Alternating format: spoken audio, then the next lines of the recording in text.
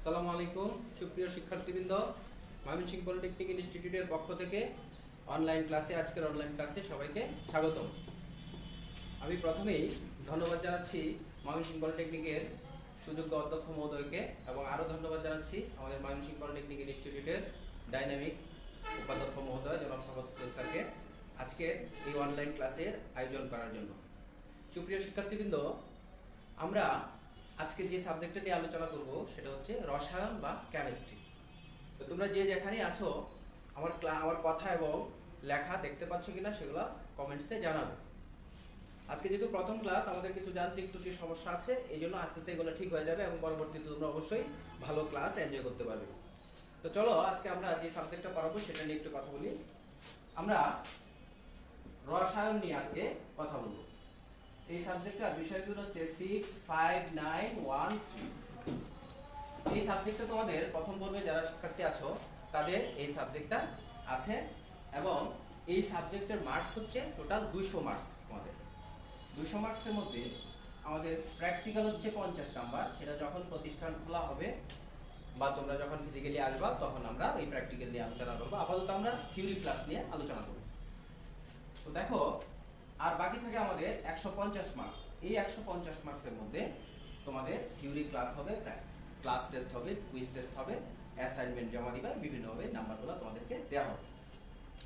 তো প্রথম অধ্যায়ে আমাদের এই সাবজেক্টের যে প্রথম অধ্যায়টা আছে, সেই প্রথম অধ্যায়ে তোমাদের আছে হচ্ছে পারমাণবিক গঠন। তোমাদের যাদের বই আছে তারা দেখতে পারো পারমাণবিক গঠন ও রাসায়নিক বন্ধন, প্রথম চ্যাপ্টারটার নাম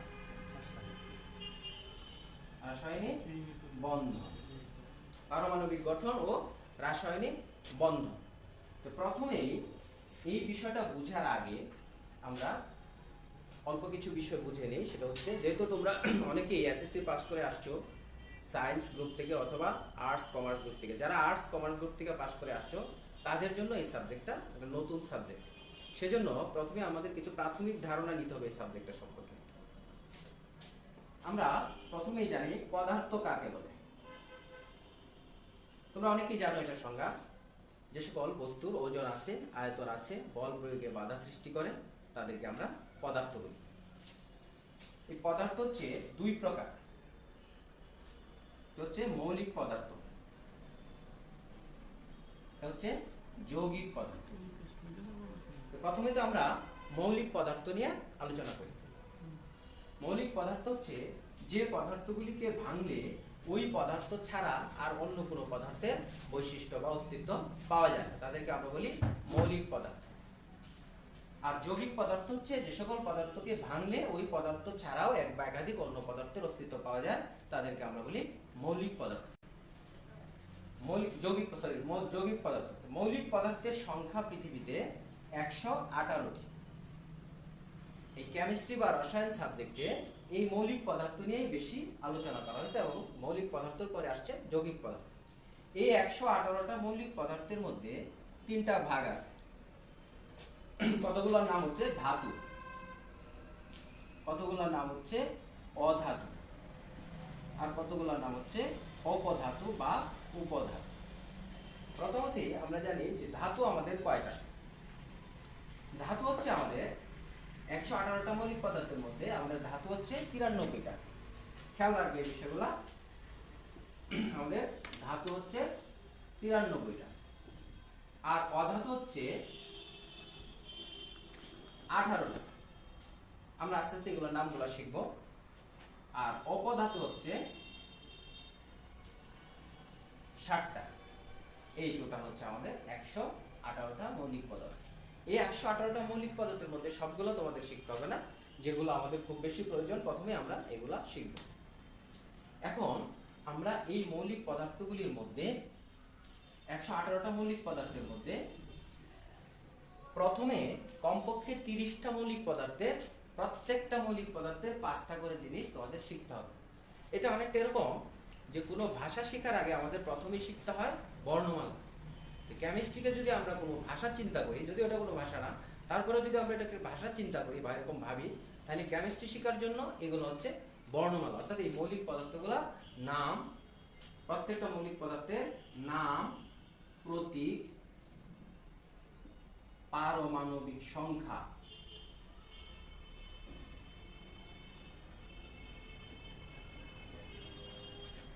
পারমাণবিক ভর, আরেকটা বিষয় হচ্ছে প্রত্যেকটা যোজন। এই 5টা বিষয় যদি আমরা শিখতে পারি তাহলে আমরা কেমিস্ট্রিতে সবচেয়ে ভালো করতে পারবো। কি কি দেখো, প্রত্যেকটা মৌলিক পদার্থের নাম শিখব, প্রতীক শিখব, পারমাণবিক সংখ্যা শিখব, পারমাণবিক ভর শিখব এবং যোজনী শিখব। এখন আমাদের আগেই বলছিলাম যে আমাদের মৌলিক পদার্থ হচ্ছে 118টা।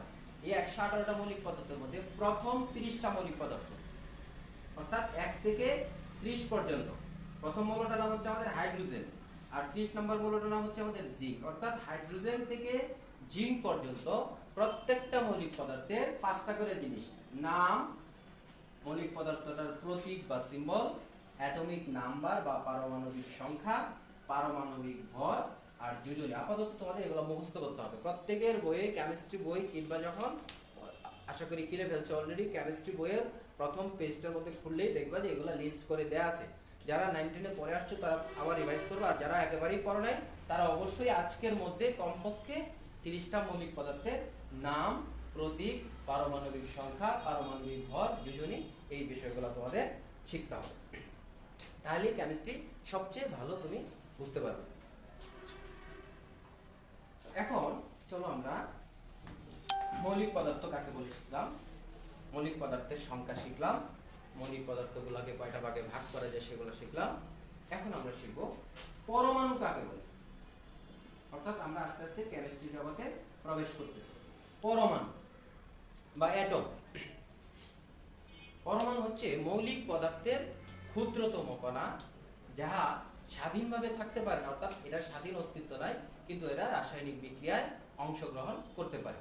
যেমন আমরা যদি বলি হাইড্রোজেন, তাহলে হাইড্রোজেনের পরমাণু হচ্ছে H, এটা হলো হাইড্রোজেনের পরমাণুর প্রতীক, অর্থাৎ পুরো মৌলের প্রতীক দ্বারা তার পরমাণু বোঝায়। আমরা আগে বলছি মৌলিক পদার্থগুলির নাম শিখবা, প্রতীক শিখবা, কোনো একটা মৌলের প্রতীক দ্বারা অবশ্যই বোঝা যায় সেটা তার পরমাণু নির্দেশ করে। তাহলে পরমাণু হচ্ছে একটা মৌলিক পদার্থের ক্ষুদ্রতম কণা, যা স্বাধীনভাবে থাকতে পারে না কিন্তু রাসায়নিক বিক্রিয়ায় অংশগ্রহণ করতে পারে, এটা হলো পরমাণুর বৈশিষ্ট্য। এখন আমরা জানবো অণু কাকে বলে। অণু বা মৌলিক অণু।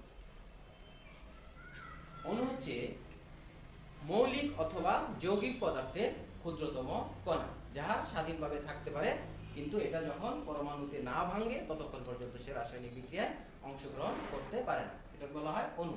অর্থাৎ অণু হচ্ছে মৌলিক অথবা যৌগিক পদার্থের ক্ষুদ্রতম কণা, আর পরমাণু হচ্ছে শুধুমাত্র মৌলিক পদার্থের ক্ষুদ্রতম কণা। যেমন আমরা যদি বলি পানি একটা যৌগিক পদার্থ, তাহলে পানি H2O, এটা হচ্ছে পানির একটা অণু। তাহলে কোনো যৌগিক অথবা মৌলিক পদার্থের ক্ষুদ্রতম কণা হচ্ছে অণু। এখন অণু এবং পরমাণুর মধ্যে তাহলে পার্থক্য কি? পরমাণু হচ্ছে মৌলিক পদার্থের ক্ষুদ্রতম কণা, আর অণু হচ্ছে মৌলিক অথবা যৌগিক পদার্থের ক্ষুদ্রতম কণা। পরমাণু স্বাধীনভাবে থাকতে পারে না, কিন্তু অণু স্বাধীনভাবে থাকতে পারে। পরমাণু সরাসরি রাসায়নিক বিক্রিয়ায় অংশগ্রহণ করতে পারে, কিন্তু অণু রাসায়নিক বিক্রিয়ায় সরাসরি অংশগ্রহণ করতে পারে না, যতক্ষণ পর্যন্ত না এটা পরমাণুতে না ভাঙে ততক্ষণ পর্যন্ত সে রাসায়নিক বিক্রিয়ায় অংশগ্রহণ করতে পারে না। যেমন হাইড্রোজেনের একটা পরমাণু হচ্ছে H, আবার হাইড্রোজেনের একটা অণু হচ্ছে H2। এটা হচ্ছে অণু এবং পরমাণুর উদাহরণ। এখন আমাদের এখানে সিলেবাসের একটা টপিকস আছে যে পরমাণুর মূল কণিকা।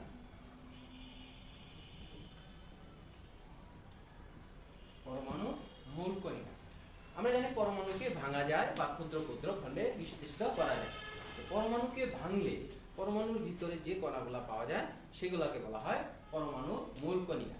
এখন পরমাণুর মূল কণিকা আছে দুই রকম, কতগুলো হচ্ছে স্থায়ী মূল কণিকা আর কতগুলো হচ্ছে অস্থায়ী মূল কণিকা।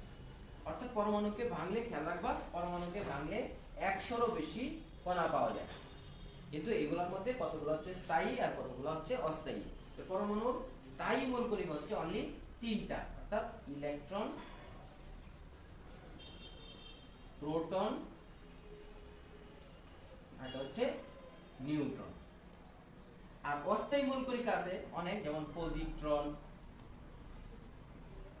মেসন, অ্যান্টি নিউটনি, নিউটনি, অনেকগুলা অস্থায়ী মূল কণিকা আছে। আমাদের এখানে শুধুমাত্র আমাদের এই স্থায়ী তিনটা মূল কণিকা সম্পর্কে আমাদের বিস্তারিত জানতে হবে। এটা আমাদের সিলেবাসের অন্তর্ভুক্ত, যে পরমাণুকে ভাঙলে 100-এরও বেশি কণা পাওয়া যায়। কোনো পরমাণুকে ভাঙলে 100-এরও বেশি কণা পাওয়া যায়। সাউন্ড বাড়ায় দেন। পরমাণুকে ভাঙলে 100-এরও বেশি কণা পাওয়া যায়। তার মধ্যে স্থায়ী কণা হচ্ছে তিনটা, ইলেকট্রন, প্রোটন, নিউট্রন, এবং অস্থায়ী কণা হচ্ছে অনেকগুলা, পজিট্রন, মেসন, নিউট্রন, এগুলো বই আছে, দেখবা তোমরা। তাহলে আমরা এই তিনটা স্থায়ী মূল কণিকা সম্পর্কে জানব। এই তিনটা স্থায়ী মূল কণিকা প্রত্যেকটারই এই কণিকাগুলা কে কত সালে আবিষ্কার করছে, এই কণিকাগুলার চার্জ কত, ভর কত, এই বিষয়গুলো আমরা মূলত এখান থেকে জানব। তো প্রথমেতে আমরা জানি ইলেকট্রন। পরমাণুর একটা স্থায়ী মূল কণিকা হচ্ছে ইলেকট্রন। এখন এটার তিনটা জিনিস আমাকে জানতে হবে, কে কত সালে এটা আবিষ্কার করছে। ইলেকট্রন আবিষ্কার করছে বিজ্ঞানী জে জে থমসন 1897 সালে। 1897 খ্রিস্টাব্দে বিজ্ঞানী জে জে থমসন ইলেকট্রন আবিষ্কার করছে। আর ইলেকট্রনের ভর হচ্ছে 9.1085 ইন্টু 10⁻⁻28 গ্রাম। এটা হচ্ছে ইলেকট্রনের ভর, একটা ইলেকট্রনের ভর। এবং ইলেকট্রনের চার্জ হচ্ছে 1.6022 ইন্টু 10⁻⁻19 কুলম্ব। তাহলে বিজ্ঞানী জে জে থমসন 1897 সালে ইলেকট্রন আবিষ্কার করছে, এবং ইলেকট্রনের ভর হচ্ছে 9.1085 into 10⁻⁻28 গ্রাম, আর ইলেকট্রনের চার্জ হচ্ছে 1.6022 into 10⁻⁻19 কুলম্ব। এই হচ্ছে ইলেকট্রন সম্পর্কে আমরা বিস্তারিত জানলাম। পরমাণু স্থায়ী তিনটা মূল কণিকার মধ্যে একটা হচ্ছে ইলেকট্রন। তাই ইলেকট্রনের কি জানলাম, ইলেকট্রন কে কত সালে আবিষ্কার করছে, এবং ইলেকট্রনের ভর কত, ইলেকট্রনের চার্জ কত। এখন আমরা জানবো প্রোটন। সেই প্রোটনের সেম তিনটা জিনিস আমরা জানবো। প্রোটন কে কত সালে আবিষ্কার করছে, এবং প্রোটনের চার্জ কত, ভর কত। 1919 সালে, খেয়াল করো, 1919 সালে বিজ্ঞানী রাদারফোর্ড, নামটা মনে রাখবে, রাদারফোর্ড প্রথম প্রোটন আবিষ্কার করে। এবং প্রোটনের ভর হচ্ছে 1.673 into 10⁻⁻24 গ্রাম। এটা হচ্ছে প্রোটনের ভর। আর প্রোটনের চার্জ হচ্ছে 1। এটা হচ্ছে প্রোটনের ভর, এটা হচ্ছে প্রোটনের চার্জ, প্লাস 1 একক। এটাকে আমরা একক বলি, 1 একক। এখন আমাদের বাকি থাকলো নিউট্রন। আবার খেয়াল করো যে ইলেকট্রন জে জে থমসন 1897 সালে আবিষ্কার করছে। ইলেকট্রনের ভর হচ্ছে 9.1085 into 10⁻⁻28 গ্রাম। এগুলো বইয়ে আছে, তোমরা দেখবে। তারপর আমি একটু তোমাদেরকে স্মরণ করা দিচ্ছি, যেগুলো যাতে ভালো করে খেয়াল করতে পারো।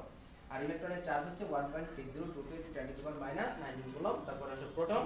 প্রোটন 1919 সালে রাদারফোর্ড আবিষ্কার করছে, বিজ্ঞানী রাদারফোর্ড এটা আবিষ্কার করছে, এবং এটার ভর হচ্ছে, প্রোটনের ভর হচ্ছে 1.673 into 10⁻⁻24 গ্রাম। আর প্রোটনের চার্জ হচ্ছে +1 একক। এখন আমরা জানবো নিউট্রন। আমাদের 3 নাম্বার স্থায়ী মূল কণিকাটা হচ্ছে নিউট্রন। নিউট্রন হচ্ছে বিজ্ঞানী স্যাডউইক 1932 সালে বিজ্ঞানী স্যাডউইক এটা আবিষ্কার করেন, প্রোটন। আর প্রোটনের ভর হচ্ছে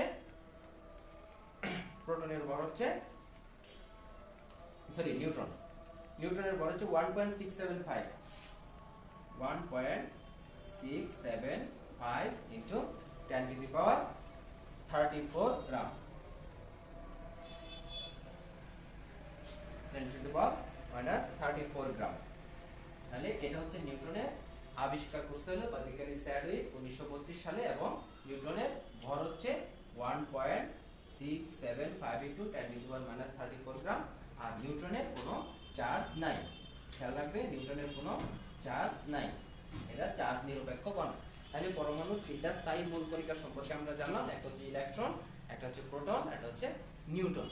তাহলে পরমাণুকে ভাঙলে তিনটা স্থায়ী মূল কণা পাওয়া যায় আর অসংখ্য অস্থায়ী কণা পাওয়া যায়। এটা গেল আমাদের পরমাণু স্থায়ী মূল কণিকা সম্পর্কে গণনা। এখন এখানে আমাদের কিছু সংজ্ঞা আছে, যেমন ধরো একটা হচ্ছে পারমাণবিক সংখ্যা।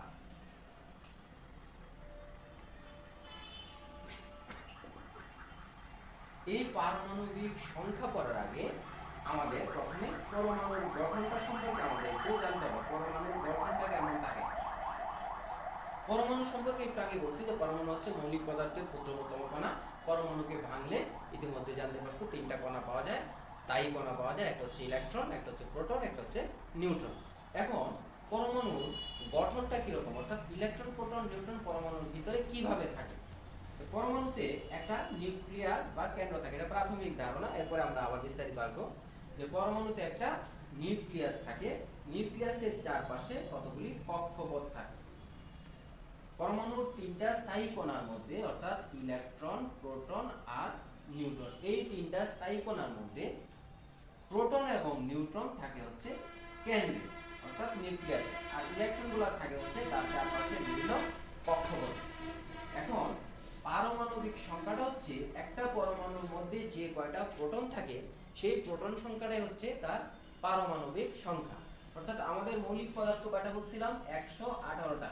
এই 118টা মৌলিক পদার্থে প্রত্যেকটারই একটা করে সংখ্যা আছে, পারমাণবিক সংখ্যা 1 থেকে 118 পর্যন্ত। যেমন হাইড্রোজেন হচ্ছে প্রথম মৌলটা, যার পারমাণবিক সংখ্যা হচ্ছে 1।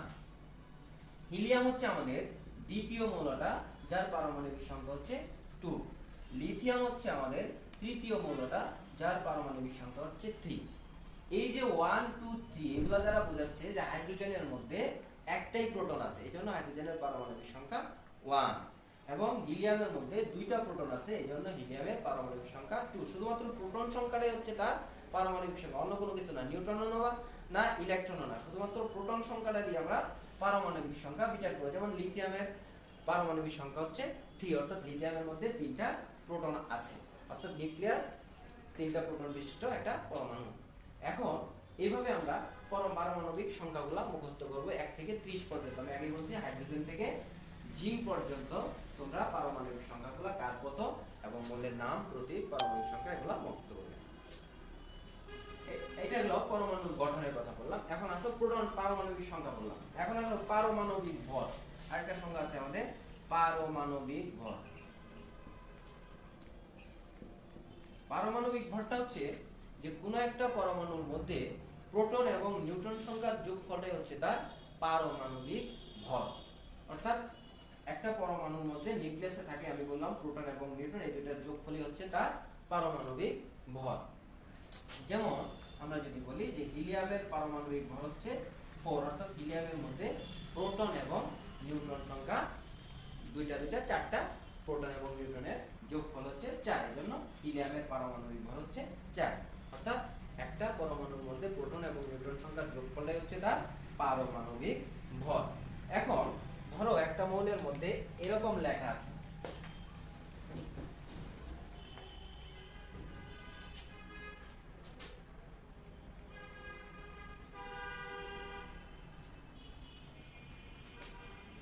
যদি কোনো পরমাণুর মধ্যে নিচে যে সংখ্যাটা লেখা থাকে এটা তার পারমাণবিক সংখ্যা, অর্থাৎ এই পরমাণুটার মধ্যে প্রোটন এবং নিউট্রনের যোগফল হচ্ছে 16, আর শুধু প্রোটন সংখ্যাটা হচ্ছে 8। উপরেরটা হচ্ছে পারমাণবিক ভর, মনে রাখবা পারমাণবিক ভর, আর নিচেরটা হচ্ছে পারমাণবিক সংখ্যা। এখন যেহেতু পারমাণবিক সংখ্যাটা হচ্ছে প্রোটন সংখ্যা এবং পারমাণবিক ভরটা হচ্ছে প্রোটন এবং নিউট্রন সংখ্যার যোগফল, সেজন্য আমরা যদি পারমাণবিক ভরটা থেকে আমরা প্রোটন সংখ্যাটা বের করতে পারি, তাহলে নিউট্রন সংখ্যাটা সহজে এখান থেকে বের করা যায়। যেমন ধরো 16 - 8, অর্থাৎ এটাতে 8টা নিউট্রন আছে। যেহেতু প্রোটন এবং নিউট্রন সংখ্যার যোগফল হচ্ছে 16, অর্থাৎ পারমাণবিক ভর হচ্ছে 16, সুতরাং এখান থেকে যদি আমরা প্রোটন সংখ্যাটা বাদ দেই তাহলে নিউট্রন সংখ্যাটা বের হয়। আরেকটা বিষয় এখানে খেয়াল রাখবে, কোন একটা পরমাণুতে যে কয়টা প্রোটন থাকে ঠিক সমান সংখ্যক ইলেকট্রন থাকে। তার মানে অক্সিজেন, যদি আমরা এটা অক্সিজেন চিন্তা করি, অক্সিজেন লিখি, তাহলে অক্সিজেনের পারমাণবিক সংখ্যা হচ্ছে 8, অর্থাৎ অক্সিজেনের মধ্যে 8টা প্রোটন আছে। তাহলে অক্সিজেনের মধ্যে ইলেকট্রন আছে কয়টা? 8টা ইলেকট্রন আছে, কারণ প্রোটন আর ইলেকট্রন সংখ্যা একটা পরমাণুতে সমান থাকে। এই জন্য এখানে একটা প্রশ্ন দাঁড়ায় যে পরমাণু কেন চার্জ নিরপেক্ষ বা বিদ্যুৎ নিরপেক্ষ কেন? পরমাণু চার্জ নিরপেক্ষ বা বিদ্যুৎ নিরপেক্ষ থাকে এই জন্য, যেহেতু পরমাণুতে সমান সংখ্যক ইলেকট্রন এবং প্রোটন থাকে। ইলেকট্রনের চার্জ হচ্ছে আমরা জানি নেগেটিভ এবং প্রোটনের চার্জ হচ্ছে পজিটিভ। এই পজিটিভ এবং নেগেটিভ চার্জ সমান থাকার কারণে এটা চার্জ নিরপেক্ষ, অর্থাৎ একটা আরেকটাকে নিউট্রালাইজ করে দেয়। এই জন্যই আমরা বলি পরমাণু চার্জ নিরপেক্ষ। এখানে একটা প্রশ্ন প্রায় পরীক্ষায় আসে যে পরমাণু চার্জ নিরপেক্ষ কেন। তাহলে তোমরা জানলা পারমাণবিক ভর কাকে বলে, পারমাণবিক সংখ্যা কাকে বলে। এখন আমরা এখানে তিনটা গুরুত্বপূর্ণ সংখ্যা শিখব। একটা হচ্ছে আইসোটোপ, একটা হচ্ছে আইসোটোন, একটা হচ্ছে আইসোবার। এই তিনটা সংখ্যা আমরা, এই তিনটা সংখ্যা থেকে অবশ্যই পরীক্ষায় প্রশ্ন আসে এবং পরে আমাদের এগুলো আরো বিভিন্ন কাজে লাগবে। প্রথমে আমরা জানি আইসোটোপ কাকে বলে। আইসোটোপ হচ্ছে যে সকল পরমাণুর প্রোটন সংখ্যা সমান কিন্তু ভর সংখ্যা ভিন্ন, এদেরকে বলা হয় আইসোটোপ, পরস্পরের আইসোটোপ। যেমন আমি একটা উদাহরণ দেই, ধরো হাইড্রোজেন,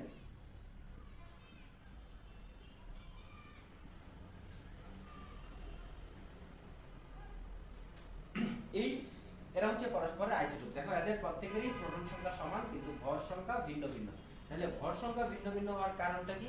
ভর সংখ্যা ভিন্ন ভিন্ন হওয়ার কারণ হচ্ছে এদের প্রত্যেকেরই নিউট্রন সংখ্যা ভিন্ন ভিন্ন। এটা থেকে যদি এটা বাদ দাও তাহলে এটাতে নিউট্রন নাই। এটা থেকে 2 থেকে যদি এখানে 1 বাদ দাও তাহলে এখানে নিউট্রন একটা।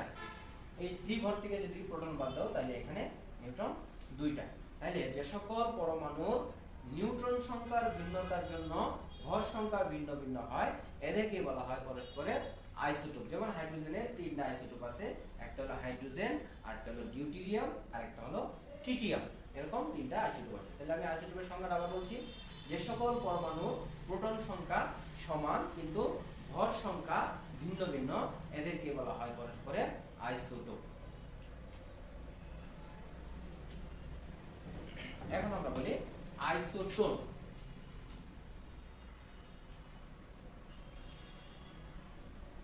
আইসোটোনটা হচ্ছে যে সকল পরমাণু প্রোটন সংখ্যাও ভিন্ন, ভর সংখ্যাও ভিন্ন কিন্তু নিউট্রন সংখ্যা সমান, এদেরকে বলা হয় পরস্পরের আইসোটোন। যেমন আমি একটা উদাহরণ দিই, সিলিকন, ফসফরাস, সালফার। সিলিকনের পারমাণবিক সংখ্যা হচ্ছে 14, পারমাণবিক ভর হচ্ছে 29। ফসফরাসের পারমাণবিক সংখ্যা হচ্ছে 15, পারমাণবিক ভর হচ্ছে 30। আর সালফারের পারমাণবিক সংখ্যা হচ্ছে 16, পারমাণবিক ভর হচ্ছে 14।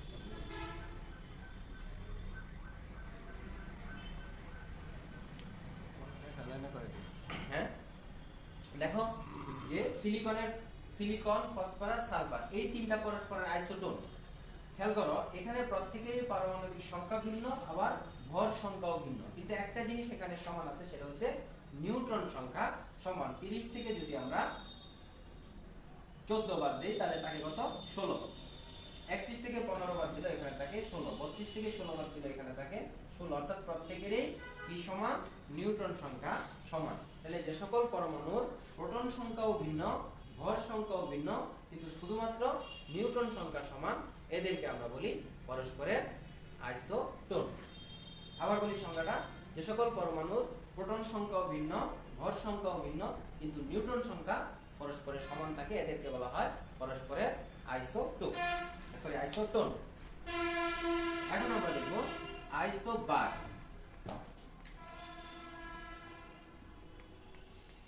আইসোবারের সংখ্যাটা হচ্ছে যে সকল পরমাণুর প্রোটন সংখ্যা ভিন্ন কিন্তু ভর সংখ্যা সমান। প্রোটন সংখ্যা ভিন্ন কিন্তু ভর সংখ্যা সমান। খেয়াল করো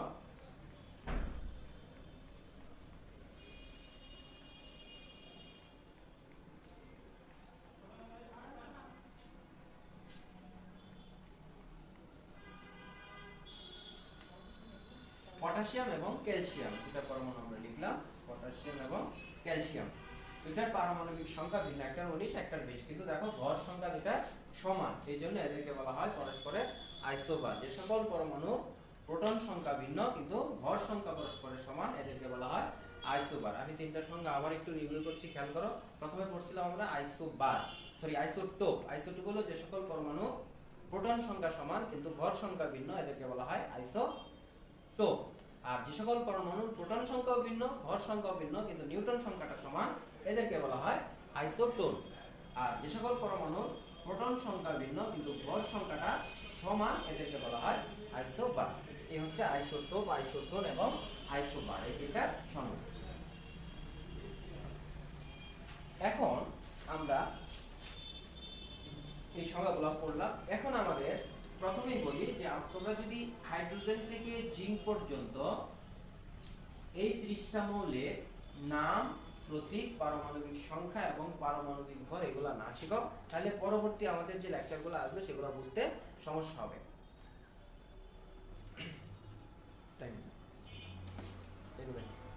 তাহলে দেখো, এরপরে আমাদের আসতেছে, আমরা আমাদের প্রথম অধ্যায়ে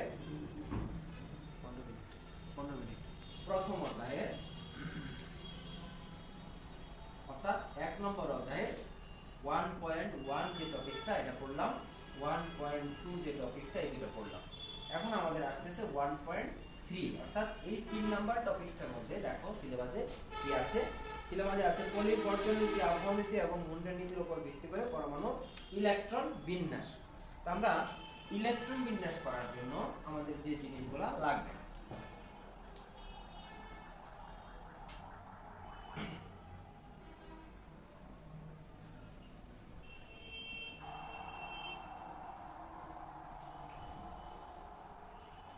পরমাণুর মডেল বা পরমাণু, এখন এখানে মডেল শব্দটার অর্থ কি? মডেল শব্দটার অর্থ হচ্ছে নমুনা, অর্থাৎ পরমাণুর গঠনটা কেমন হবে এই বিষয়টা নিয়ে দুইজন বিজ্ঞানী কথা বলছে। একজন হচ্ছে বিজ্ঞানী রাদারফোর্ড, আরেকজন হচ্ছে বিজ্ঞানী বোর, নিলস বোর।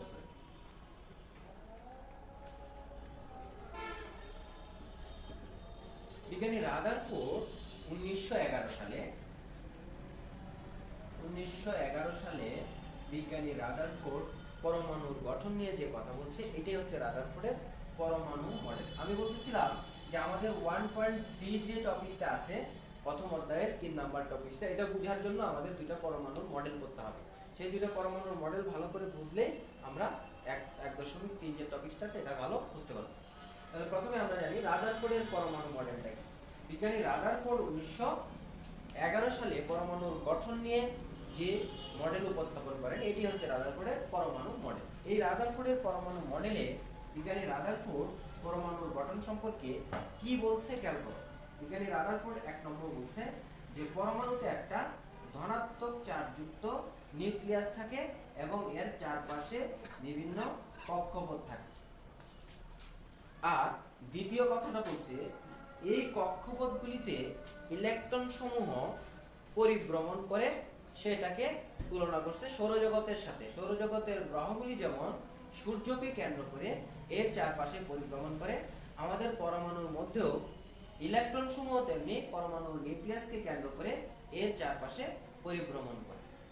আরেকটা কথা বলছে যে সৌরজগতের সাথে এই পরমাণুর গঠনের একটা মডেলের একটা তুলনা করছে, যে সৌরজগতের গ্রহগুলি যেমন বুধ, শুক্র, পৃথিবী, মঙ্গল এগুলা গ্রহ সূর্যের চারপাশে নিজস্ব কক্ষপথে পরিভ্রমণ করে, ইলেকট্রন সমূহ তেমনি নিউক্লিয়াসকে কেন্দ্র করে এর চারপাশে পরিভ্রমণ করে।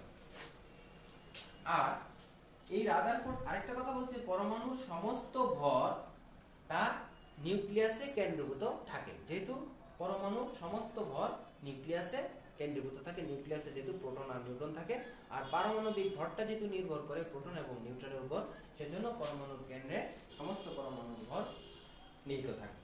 এই হচ্ছে রাদারফোর্ডের 3টা কথা, এগুলোকে বলা হয় রাদারফোর্ডের পরমাণু মডেলে স্বীকার্য। যদিও এগুলোর মধ্যে কিছু ত্রুটি আছে, যেমন সে সৌরজগতের গ্রহগুলোর সাথে তুলনা করছে।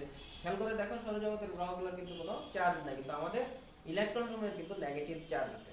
তাহলে কোনো পজিটিভ চার্জকে কেন্দ্র করে যখন কোনো নেগেটিভ চার্জ ঘুরতে ঘুরতে এক সময় কেন্দ্রে চলে আসবে, সেই জন্য তার এই তুলনাটা করা ঠিক হয় না। পরবর্তীতে বিভিন্ন বিজ্ঞানী এটাকে ত্রুটি হিসাবে পরিলক্ষিত করছে। যাই হোক, এটা হচ্ছে রাদারফোর্ডের পরমাণু মডেল। এখন আমরা পড়বো নিলস বুরের পরমাণু মডেল। নিলস বুর পরমাণুর গঠন সম্পর্কে কি বলছে? বিজ্ঞানী নিলস বুর পরমাণুর গঠন সম্পর্কে বলছে 1913 সালে। সালটা খেয়াল রাখবে, 1913 সালে। যার 2 বছর, রাদারফোর্ডের 2 বছর পরে বিজ্ঞানী নিলস বুর পরমাণু গঠন সম্পর্কে কথা বলছে। বিজ্ঞানী নিলস বুর আসা প্রথম যে কথাটা বলছে যে পরমাণুতে নিউক্লিয়াসের চারপাশে কিছু অনুমোদিত বৃত্তাকার কক্ষপথ থাকে। আর 2 নম্বর কথাটা বলছে যে এই কক্ষপথগুলিতে ইলেকট্রন পরিক্রমণ করে এবং নিউক্লিয়াসের চারপাশে যে কক্ষপথগুলো থাকে সেই কক্ষপথগুলো চারপাশে, অর্থাৎ ইলেকট্রন সমূহ এর চারপাশে পরিক্রমণ করে। এখন আমাদের যে 3 নম্বর টপিকটা আছে যে ইলেকট্রন বিন্যাস, এই ইলেকট্রন বিন্যাসটা মূলত এই নিলস বুরের পরমাণু গঠনের বা পরমাণু মডেলের উপর ভিত্তি করে আসছে। এখন আমরা দেখব যে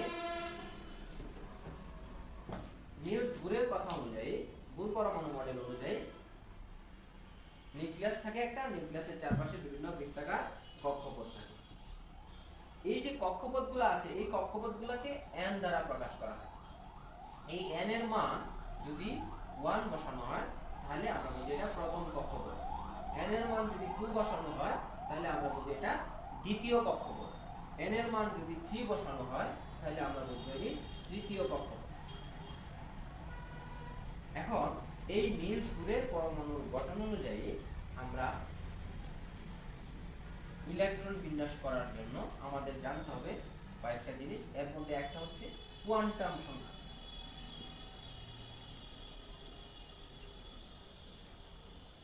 কোয়ান্টাম সংখ্যাটা যদি আমরা ভালো করে বুঝি তাহলে আমরা ইলেকট্রন বিন্যাস করতে পারবো। আমাদের সিলেবাসে ইলেকট্রন বিন্যাস আছে কুন্ডের নীতি অনুযায়ী, আবহাওয়া নীতি অনুযায়ী এবং পলির বর্জন নীতি অনুযায়ী। এটা তোমাদের বইয়ে 1.3 যে টপিকটা আছে সেটার মধ্যে আছে। এটা বোঝার জন্য আমরা এই কাজটা করতেছি যে আমাদের বুঝতে হবে কোয়ান্টাম সংখ্যা। তাহলে কোয়ান্টাম সংখ্যাটা কি সেটা আগে আমরা জানি।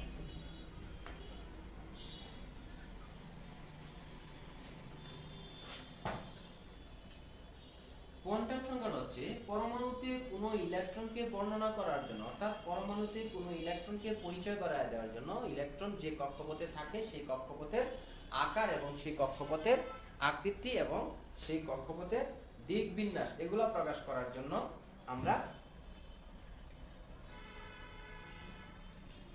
এই কোয়ান্টাম সংখ্যার সংজ্ঞাটা শিখব। প্রথমে আমরা জানব পরমাণুতে কোনো ইলেকট্রনকে বর্ণনা করার জন্য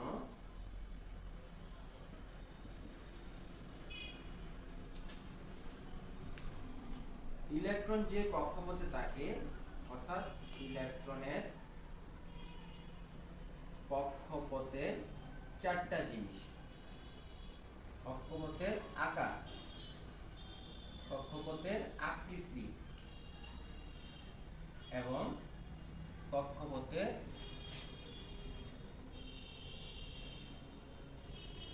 দিক বিন্যাস, ত্রিমাত্রিক দিক বিন্যাস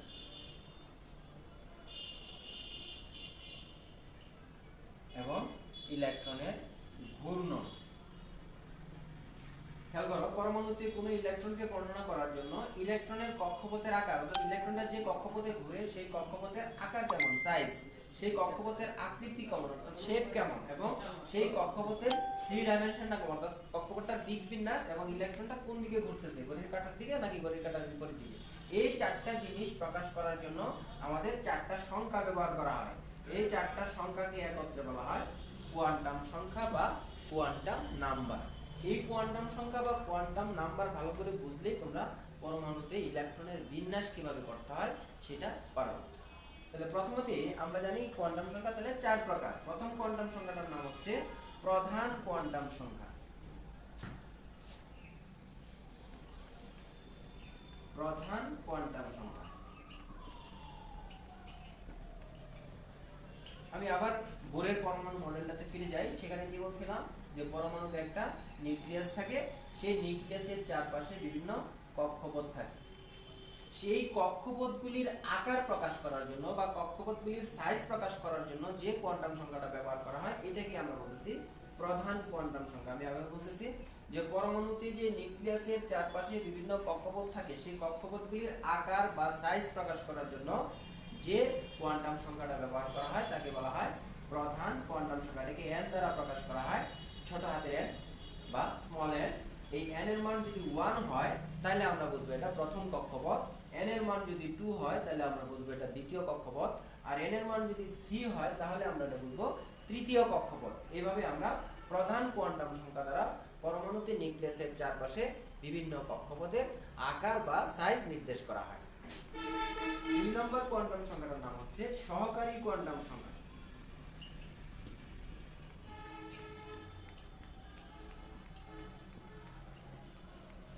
সহকারী কোয়ান্টাম সংখ্যাটা হচ্ছে যে পরমাণুতে যে নিউক্লিয়াসের চারপাশে বিভিন্ন কক্ষপথ থাকে, সেই কক্ষপথগুলির ভিতরে আরো কতগুলি উপকক্ষপথ থাকে। যেমন এই কক্ষপথগুলি ভিতরে আরো কতগুলি উপকক্ষপথ বা উপস্তর থাকে।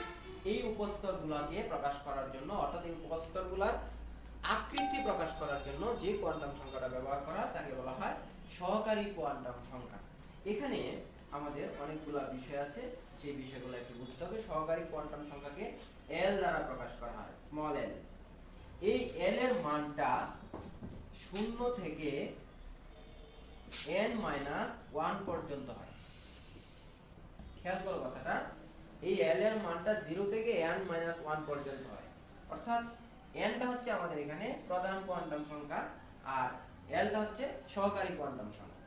তাহলে প্রধান কোয়ান্টাম সংখ্যা n এর মান যদি 1 হয় তাহলে সহকারী কোয়ান্টাম সংখ্যা l সমান দেখো আসে 0। কিভাবে? যেখানে যদি আমরা n এর মান 1 বসাই তাহলে 1 - 1 0, 0 থেকে 0 পর্যন্ত একটাই সংখ্যা, সেটা হচ্ছে 0। এই সহকারী কোয়ান্টাম সংখ্যা l এর মান 0 দ্বারা আমরা বুঝি s উপস্তর, অর্থাৎ প্রথম কক্ষপথের মধ্যে একটাই উপস্তর আছে, সেটা হচ্ছে s।